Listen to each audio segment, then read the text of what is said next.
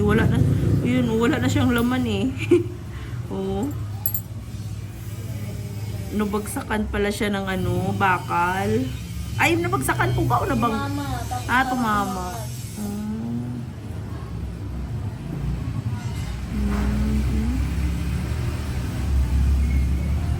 Oh, wala na nga talaga. Wala na siyang laman. Papapira ka talaga nung lang niya talaga eh. Oo, grabe talaga nung sakit. Talaga. Kahit, ay. Oh. Oh. Kalahati na siya. Ano talagang Oh? gulo sis? Oh. Ano pala talaga eh. Hatiin ko na lang. Kaysa baka sumabit pa, mas lalong delikado. Baka mamaya sumabit pa sa kumot o ano. Oh. Tanggal ko sana siya. Hindi. Ito yung pagtama mo sa bakal. Umangat siya. Yun nga. Oh, kaya siguro ano umitim. Kaya sabi mo gumagalaw. Ayan oh. Oh. Kung sumabit pa to, mas lalong delikado. Baka mamaya magkasugat ka pa. Kala ko talaga matatanggal na yun. Hindi na lang yung kumakabit. Oh.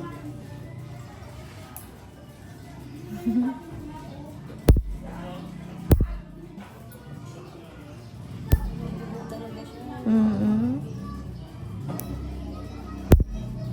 Yan, kahit mga ganyan lang. Namuong dugo talaga siya eh. Grabing kirot nito sobra. Sis na pinatulog niyan. Parang pag may nakabaon lang na ano. Drone. Inisip mo na lang, kasi may polish po siya, na inisip mo na lang na bumaon sigurong ingron, kaya grabing kirot.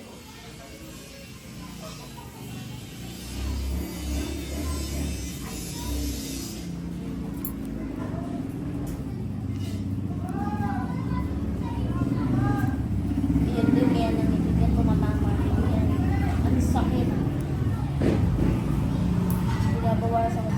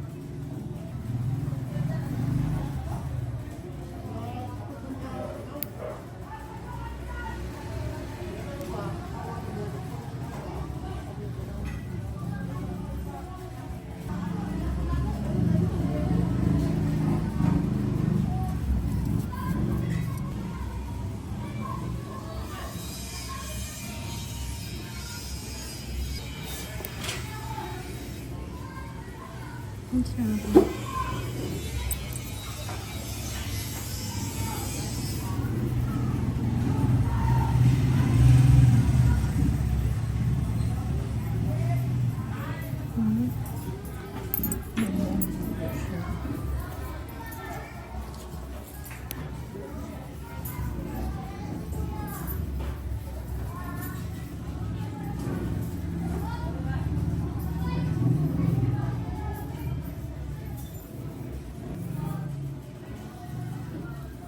Ayun, sariwa pa nga po, oh.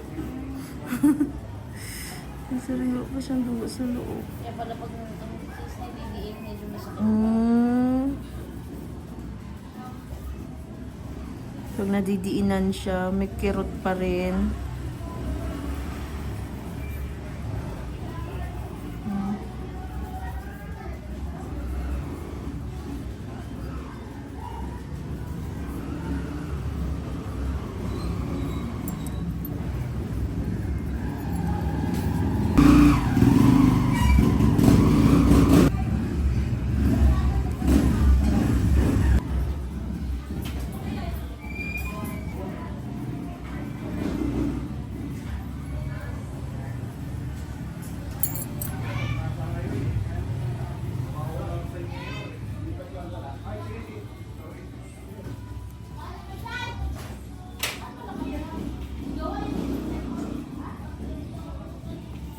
Sorry, sorry.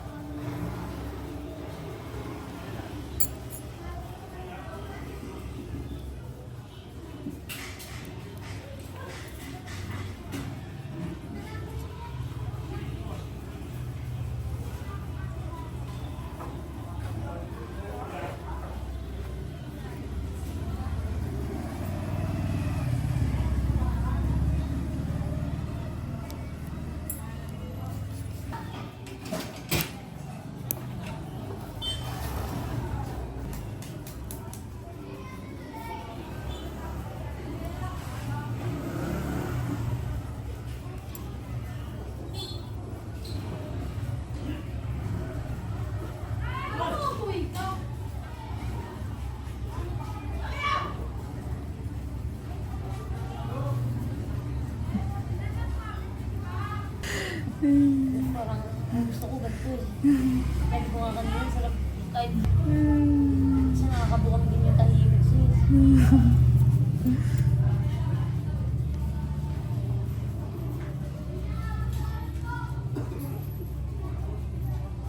Town, talipapa, bilihan, daanan ng sasakyan.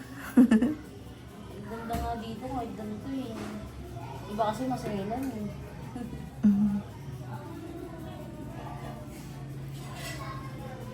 Hindi mo na kailangan lumabas, kumpleto lahat dito talaga.